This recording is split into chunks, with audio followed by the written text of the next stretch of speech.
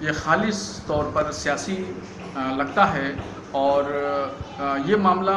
آج کی بات نہیں ہے، جبکہ جب اسلام آیا اس وقت سے لے کر کے آج تک تبدیلی مذہب کا روزانہ کچھ نہ کچھ معاملات ہوتے رہے، اور لوگ اپنی راضی اور خوشی سے اسلام قبول کرتے رہے، چاہے وہ عہد نبوی ہو یا عہد صحابہ ہو یا مسلم بادشاہوں کی حکومتوں کا دور ہو یا آج کا دور ہو۔ ہر دور میں لوگ اپنا مذہب تبدیل کرتے رہے ہیں، مگر اس میں صاف صاف طور پر پیغمبر اسلام حضور صلی اللہ تعالیٰ علیہ وسلم نے اس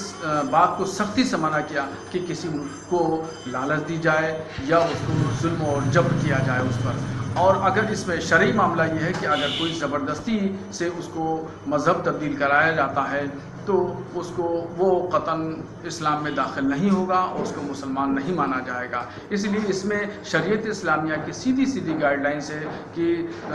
زور و زبردستی کے ساتھ یا لالچ دے کر کے مسلمان نہیں کرایا جا سکتا۔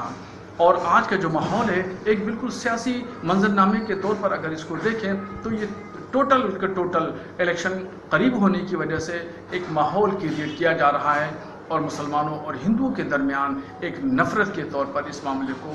پرچالت کیا جا رہا ہے، جو سراسر غلط ہے۔ ہم اس کی بھرپور الفاظ میں مذمت کرتے ہیں۔ اسلام قطعاً اس بات کی اجازت نہیں دیتا ہے کہ کسی کے اوپر ظلم و زبردستی کے ساتھ یا لالچ دے کر کے یا فریب دے کر کے یا دھوکہ دے کر کے اس کو اسلام قبول کرایا جائے۔ علماء کرام یا اسلامی مراکز کے جو ادارے ہیں وہ ایسا نہیں کرتے ہیں، ان پر اس سراسر الزام ہے اور بہتان تراشی ہے۔